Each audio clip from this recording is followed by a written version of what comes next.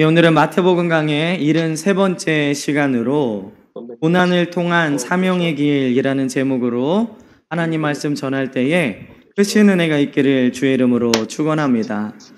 지금 한국 사회는 말 그대로 고통과 고난의 연속입니다. 코로나로 인한 경제의 어려움과 생활의 어려움, 거기다가 폭우로 인해서 어려움을 당한 분들의 상처가 아물기도 전에 몇 차례의 태풍이 우리나라를 스치고 지나갔죠. 그 중에서도 코로나로 인한 피해는 자영업자들만 뿐만 아니라 모든 사람들에게 큰 고난을 가져다 주고 있습니다. 코로나로 인한 어려움은 교회도 마찬가지죠. 교회는 이 코로나로 인해서 많은 영적인 피해를 입고 있습니다. 아무래도 성도들의 영적인 상태가 보일 때보다 더 어렵게 되는 것은 사실이죠. 그리고 교회가 맡겨진 사명들을 감당해야 되는데 여기에 많은 어려움을 당하고 있습니다. 맡겨진 사명은 고사하고 버티기조차 힘든 것이 지금의 현실이죠. 저희 교회가 후원하는 개척교회들의 또 이번에 추석을 맞이해서 우리 이웃사랑위원회에서 사랑의 장바구니를 보내고 있는데 올해는 그 교회에서 원하는 전도용품들을 보내는 것이 아니라 작은 비용이지만 이렇게 현찰로 우리의 사랑을 전했습니다. 저는 이 사랑의 장바구니를 보낼 때마다 그냥 선물만 보내는 게 아니라 제가 그 교회 목사님들께 직접 전화를 드려서 저희가 너무 작은 것들 보내드려서 죄송합니다. 그리고 힘내십시오. 이렇게 응원의 전화를 드리는데 어제 이 개척교회 하시는 목사님들과 제가 한 10몇 군데의 목사님들과 통화를 하면서 요즘 많이 힘드시죠? 그랬더니 배들교회도 힘드실 텐데 이렇게 귀한 사랑을 보내주셔서 힘이 납니다. 그 얘기를 들으면서 저희의 사랑에 대한 보답의 인사를 하셨지만 실질적으로는 많이 힘드실 거라는 생각을 했습니다. 우리 교회뿐만 아니라 개척교회 그리고 많은 한국 교회들이 지금 어려움을 겪고 있죠. 근데 많은 목회자들이 힘들고 어렵고 예배를 집례하지 못해서 공허하다라고 생각하고 있는 이때에 한 어떤 목사님의 글을 통해서 위로를 받았습니다. 그 목사님은 이렇게 글을 쓰셨더라고요. 언제 한국교회 목회자들에게 이렇게 많은 시간이 주어진 적이 있었던가? 한국교회 목회자들은 많은 설교와 업무에 치여서 기도할 시간, 말씀을 묵상하고 연구할 시간이 모자라지 않았던가? 지금 모두가 힘든 이 시기에 한숨 쉬며 영적 무기력함에 빠져서 넋놓고 있지 말고 지금 이때에 많이 기도하고 많이 말씀 보고 많이 연구하라. 하나님께서 그것을 위해서 잠시 휴식의 시간을 주신 것이다. 지금은 한숨 쉴 때가 아니라 하나님께 집중할 때다. 이렇게 글을 쓰셨더라고요.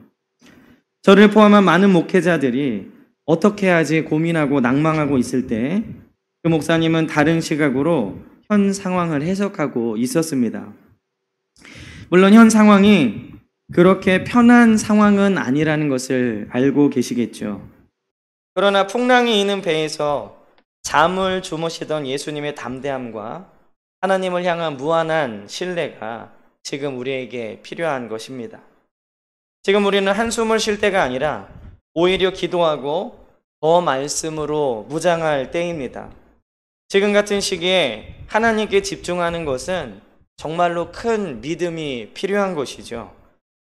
모두가 걱정하고 원망하는 이때에 오히려 하나님께 집중할 수 있도록 시간을 주셨다는 그 믿음의 발상은 참으로 귀한 것이라고 생각을 합니다.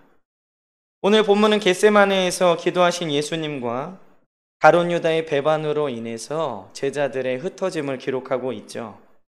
이제 예수님은 그 참혹한 십자가 앞에 바짝 다가와 계십니다. 몇 시간 후면 인간의 사형 방법 중에 가장 고통스러운 십자가를 지실 것이죠. 십자가는 예수님이 지실 가장 큰 고통이지만 역설적이게도 예수님은 이 십자가를 지시기 위해 이 땅에 오셨다는 겁니다. 즉, 이 가장 큰 고통을 겪지 않고는 사명을 감당할 수 없는 역설에 놓이게 되신 것이죠. 예수님은 오늘 말씀의 제목과 같이 고난을 통해서 사명으로 나아가셨습니다. 지금 한국교회는 여러모로 어려움을 당하고 있죠. 지금까지 겪어보지 못한 고난과 어려움을 당하고 있는 한국교회, 또 우리 베델교회, 그리고 우리 베델교회 성도님들은 오늘 예수님의 모습을 보면서 고난을 통한 사명의 길로 한 걸음 한 걸음 나아가시기를 주의 이름으로 축원합니다. 그렇다면 오늘 말씀을 통해서 우리가 받을 은혜는 무엇이냐? 첫째는 예수님은 고난을 통한 사명을 감당하시기 위해 기도의 자리로 나아갔다는 겁니다. 예수님은 가장 큰 고난 앞에서 그리고 사명을 감당하시기 위해 기도의 자리로 나아갔죠. 십자가를 지시고 죽음을 맞이하실 것을 미리 알고 계셨던 예수님이시지만 제자들을 위해서 특별한 조치나 가족을 위해 내가 떠난 다음에 어떻게 살아야 된다라는 그러한 일들을 하지 않으셨습니다. 가장 큰 고난 앞에서 그리고 사명 앞에서 죽음을 앞둔 그 상황에서 예수님은 기도의 자리로 나아갔다는 것입니다. 고난 앞에 우리는 초조해지기 마련이죠. 뭔가 하지 않으면 안 될 것 같고 이런 위기 앞에서 살아가기가 참으로 힘들다라는 생각이 엄습합니다. 그러나 지금 우리에게 가장 필요한 시간은 바로 기도하는 시간입니다. 우리는 염려가 찾아올 때 기도해야 되고 고난이 찾아올 때 기도해야 됩니다. 오늘 말씀해 보면요, 이 겟세마네라고 하는 이 동산에 세 부류의 사람들이 나오고 있죠.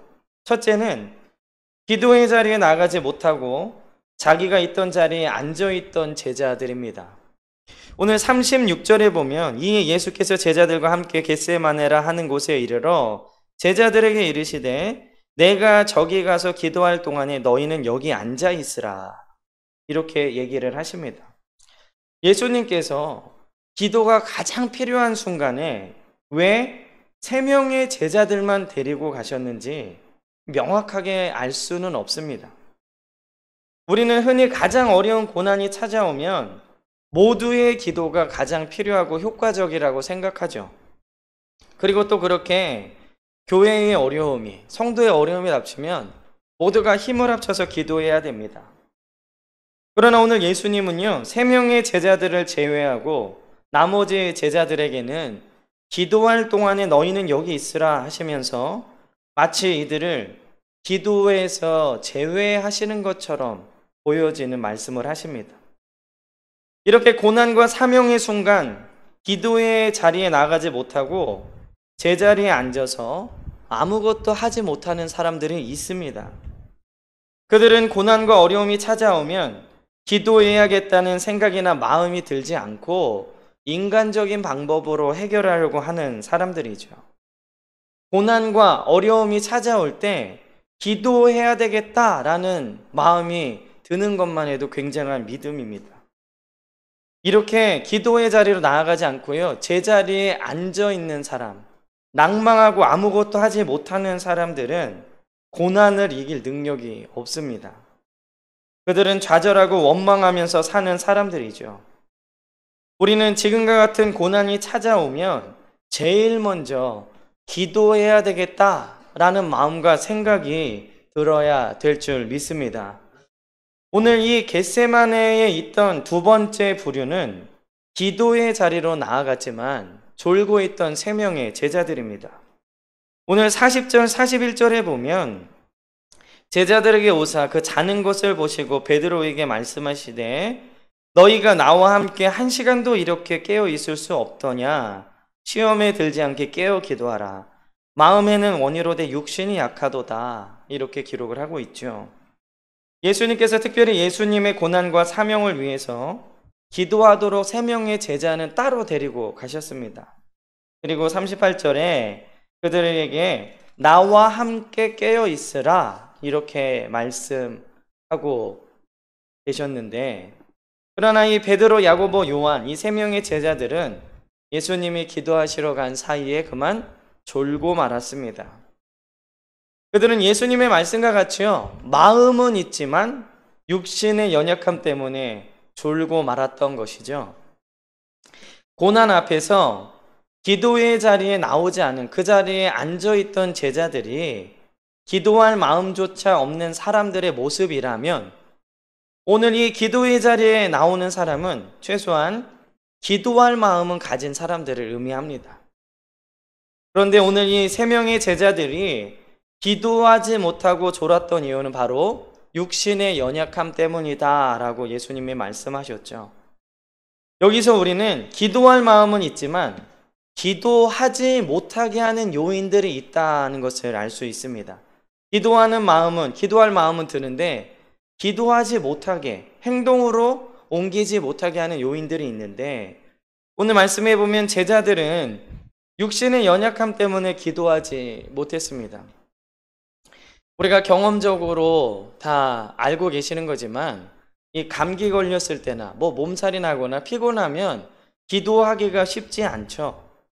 이 육신의 연약함은 우리의 기도를 막을 수 있기 때문에 육신의 강건함을 위해서 기도해야 될 뿐만 아니라 몸을 해롭게 하는 기호식품이나 나쁜 음식들을 멀리하고 건강에 힘써야 합니다.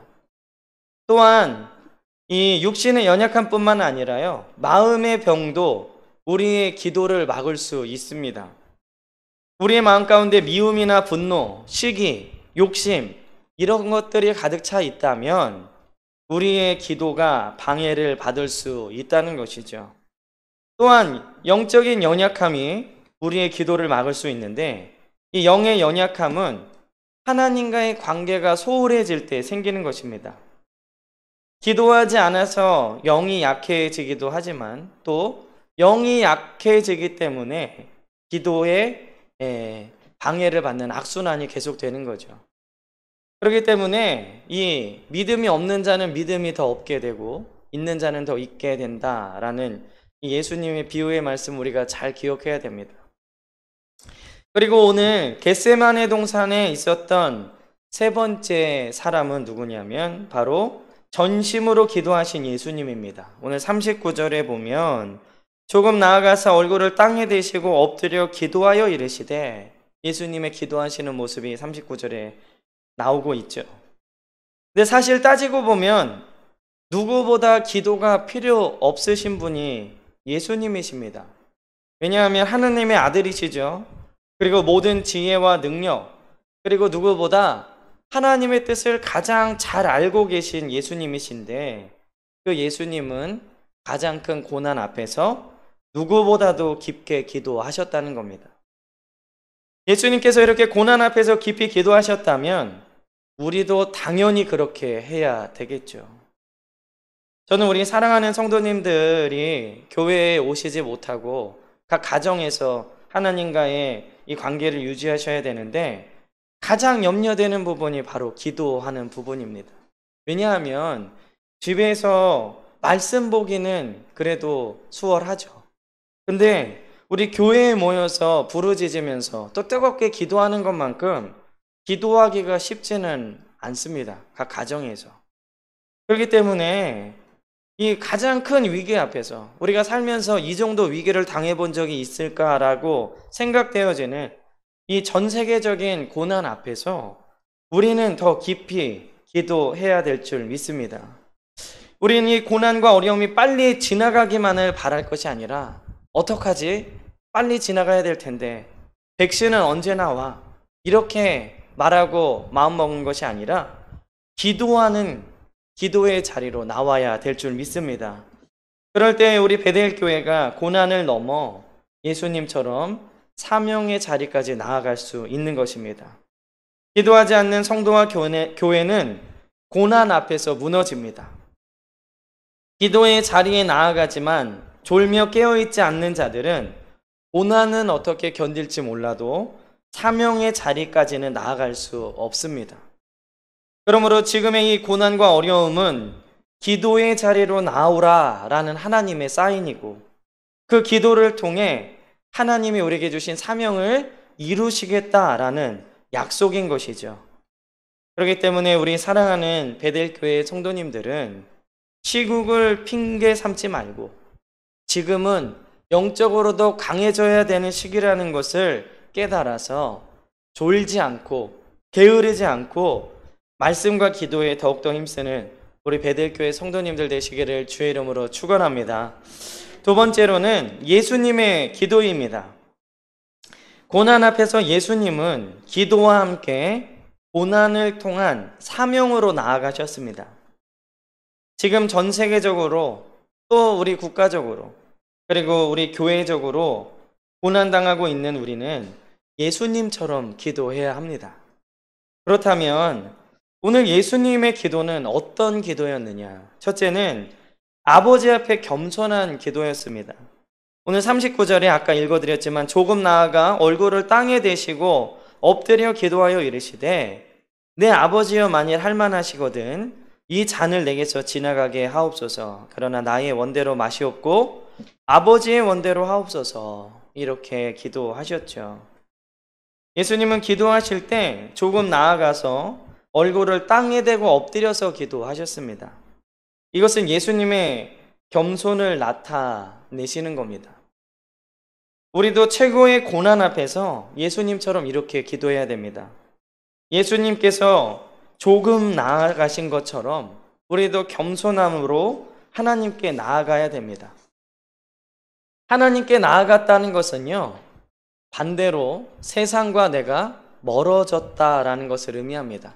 우리가 하나님 앞에 나아갈수록 나는 세상과 멀어지는 것이고 내가 세상에 더 나아갈수록 나는 하나님과 멀어지는 것입니다. 그리고 예수님처럼 얼굴을 땅에 대고 엎드려 기도하는 것이죠.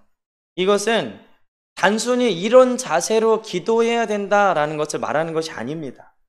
얼굴을 땅에 대었다는 것은 최고로 낮아지는 것을 의미하는 것이고 엎드렸다는 것은 나는 아무것도 할 수 없으니 모든 것을 하나님께 맡긴다라는 의미입니다. 우리는 기도할 때 고난 앞에서 우리의 무능함을 고백하고 우리의 범죄함의 용서함을 구하고 모든 것을 하나님께 맡기는 기도를 해야 됩니다. 이런 기도의 모습은 온전히 겸손할 때만 가능한 기도입니다. 우리의 기도가 바리새인처럼 시장에 서서 나를 드러내는 기도가 되거나 발락이 발람을 통해 이스라엘을 저주하기 위해 빌었던 것과 같은 자기의 이익을 위해서 하는 기도가 되어서는 안 된다는 것이죠. 우리는 예수님처럼 온전히 겸손하게 그리고 하나님의 능력을 전적으로 신뢰하는 기도를 드려야 될 줄 믿습니다. 또 두 번째로 예수님의 기도는 아버지의 뜻을 더 알아가는 기도였습니다. 오늘 42절에 보면요, 다시 두 번째 나아가 기도하여 이르시되 내 아버지여 만일 내가 마시지 않고는 이 잔이 내게서 지나갈 수 없거든 아버지의 원대로 되기를 원하나이다. 오늘 예수님의 첫 번째 기도는요, 만일 할만하시거든 이 잔을 내게서 지나가게 하여 주시옵소서. 이 잔을 마시지 않게 해달라고 기도하고 있죠. 그런데 두 번째 기도는요, 만일 내가 마시지 않고는 이 잔이 지나갈 수 없거든 아버지 뜻대로 해주십시오. 이 첫 번째 기도는요, 예수님의 바람이 더 많이 들어간, 요구가 더 들어간 기도라면 두 번째 기도는 하나님의 뜻에 완전하게 순종하기로 작정한 기도라고 할 수 있습니다. 이처럼 기도는요, 하나님의 뜻을 더 분명하고 확실하게 알아가는 과정입니다. 진정으로 기도를 많이 하는 사람은 나의 것을 많이 구하는 사람이 아니라 아버지의 뜻을 더 많이 알아서 나의 뜻을 굽히는 것이 기도 많이 하는 사람입니다. 그렇기 때문에 교회 안에는요, 바리새인처럼 기도를 많이 하는 사람과 예수님처럼 기도를 많이 하는 사람들이 생기게 마련입니다. 물론 그 자리에 앉아서 기도의 자리에도 나오지 못하는 사람들도 있고 기도의 자리에 나왔지만 바리새인처럼 기도하는 사람 그리고 예수님처럼 기도하는 사람이 생긴다는 것이죠. 그러나 바리새인들의 기도는 하나님 나라와 전혀 상관없는 기도였고 예수님의 기도는 하나님 나라를 이루는 확실한 기도였다는 것을 우리는 기억해야 됩니다. 그러므로 많이 기도하는 사람일수록 내가 더 드러나거나 내가 더 영적으로 뛰어나거나 내가 너보다 더 믿음이 좋다라고 잘난 척하는 바리새인과 같은 모습이 아니라 예수님처럼 내 뜻을 굽히고 하나님의 뜻에 나를 순종하게 하는 그러한 기도여야 된다는 것이죠. 그럴 때에 하나님은 그 기도를 통해 하나님의 계획, 우리에게 주신 사명을 이루어 가시는 줄 믿습니다. 우리 사랑하는 베델교회 성도님들은 많이 기도하시되 예수님처럼 하나님의 뜻대로 기도하시는 저와 여러분들 되시기를 주의 이름으로 축원합니다. 세 번째로 예수님의 기도는 반복적인 기도였습니다. 오늘 44절에 보니까요. 또 그들을 두시고 나아가 세 번째 같은 말씀으로 기도하신 후에 이렇게 기록이 되어 있죠. 예수님의 세 번째 기도는 내용이 기록되어 있지 않습니다. 아마 이 두 번째 기도를 반복하셨을 것 같은데 이 성경은 예수님께서 같은 말씀으로 기도했다라고만 기록하고 있죠. 우리가 고난을 이기고 사명으로 나아가기 위해서는 이 반복적인 기도가 필요하다는 것을 알아야 합니다. 물론 일회적이고 단기적인 기도도 필요하죠. 그러나 이렇게 고난과 사명 앞에서는 반복적이고 지속적인 기도가 필요합니다. 가장 큰 고난과 사명 앞에서 예수님은 반복적으로 기도하셨습니다. 그러므로 우리도 이 고난과 사명을 이루기 위해서는 반복적으로 기도하고 응답받을 때까지 기도해야 합니다. 이 겸손한 기도와 아버지의 뜻을 구하는 기도, 그리고 반복적인 기도를 하신 예수님의 모습을 보면서 우리도 그와 같이 기도함으로 이 고난을 이기고 이 사명을 감당할 수 있는 우리 베델교회의 성도님들 되시기를 주의 이름으로 간절히 축원합니다. 마지막으로는 예수님의 가장 큰 고난입니다. 오늘 47절에 보면요. 말씀하실 때 12 중에 하나인 유다가 왔는데 이렇게 기록을 하고 있죠. 이렇게 겟세마네에서 기도를 마치신 예수님에게 가룟 유다와 함께 제사장의 종들이 예수님을 잡으려고 찾아왔습니다. 뜨겁게 기도를 하고 난 후에 좋은 소식 그리고 좋은 사람들이 찾아온 것이 아니라 가룟 유다와 예수님을 잡으려고 하는 사람들이 찾아왔다는 것입니다. 기도 후에는 반드시 우리가 생각하는 좋은 일, 복된 일만 생기는 것이 아니라는 것이죠. 기도는 오히려 그 고난 뒤에 있을 하나님의 놀라운 축복까지 견딜 수 있는 힘을 제공하는 에너지입니다. 기도가 끝났다고 해서 바로 보게 되거나 바로 좋은 일들이 생기는 것이 아니라 예수님처럼 기도 후에 고난과 어려움이 찾아와도 그 뒤에 있는 사명과 축복까지 견딜 수 있는 에너지가 바로 기도라는 것이죠. 오늘 본문을 보면서 십자가를 지시기 전에 예수님을 가장 힘들게 했던 것은 무엇일까? 십자가를 지시기 전 예수님을 가장 힘들게 한 것은 바로 가룟 유다의 배반이었을 것입니다. 예수님은 기도를 마치신 후에 46절에 제자들에게 자, 이제 온 인류를 위해 십자가를 지러 가자 라고 말씀하신 것이 아니라 나를 파는 자가 가까이 왔느니라 이렇게 얘기하셨습니다. 십자가를 지시기 전 예수님을 가장 힘들게 했던 것은 바로 사랑하는 제자들의 배신이었습니다. 그 중에서 이 가룟 유다는 철저하게 예수님을 배반했죠. 그는 제사장들의 종들에게 예수님이 저 사람이다 라고 손가락으로 가르친 것도 아니고 이 사람이야 라고 이렇게 눈짓을 한 것도 아닙니다. 오늘 48절에 보면 내가 입맞추는 그 사람이 바로 예수다 라고 철저하게 예수님을 배반합니다. 사랑하는 사람의 배반은 어느 것보다 힘들죠.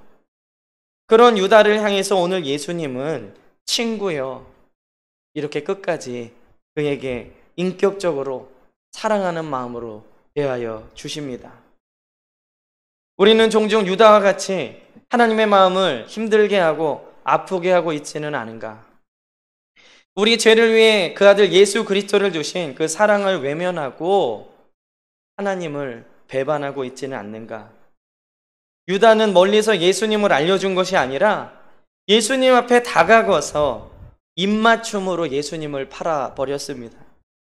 누구든지 만약 유다처럼 입맞출 정도로 예수님 앞에 다가선다면 그 마음이 누그러지고 예수님의 말씀이 기억나서 사랑하는 마음이 넘쳐나고 또 심판주 앞에 서는 것이 두려운 마음이 들 것입니다. 그러나 가룟 유다는 주님 앞에 가까이 가서 입맞추는 그 순간까지 마음을 돌이키지 않고 두려워하지 않았다는 것이죠. 왜냐? 그는 예수님을 랍비여 안녕하시옵니까? 주님으로 인정하고 있지 않기 때문에 그렇습니다. 바로 그 순간에 베드로가 칼을 꺼내서 제사장의 종의 귀를 떨어뜨리죠. 요한복음에는 이 종의 이름을 말고라고 기록하고 있는데 그때 예수님이 그 칼을 다시 칼집에 꽂아 넣으라. 칼을 가진 자는 칼로 망한다 라고 52절에 말씀하십니다. 오늘 예수님은 왜 베드로에게 칼집에 칼을 도로 꽂아 넣으라고 말씀하셨을까요? 첫째는 그들과 똑같이 행동하지 말라라고 말씀하시는 겁니다. 칼을 가지고 온 유다와 제사장들의 종들과 똑같이 하는 것은, 칼을 갖고 온 사람들에게 칼로 대적하는 것은 하나님의 뜻이 아니라는 겁니다. 오늘 이것은 우리에게도 적용되는데요. 교회는 어떠한 일이든지 간에 세상과 같은 방법으로 해결해서는 안 됩니다. 교회는 하나님의 말씀의 방법으로 해결해야 됩니다. 성도는 세상 사람들과 똑같이 살아서는 안 됩니다.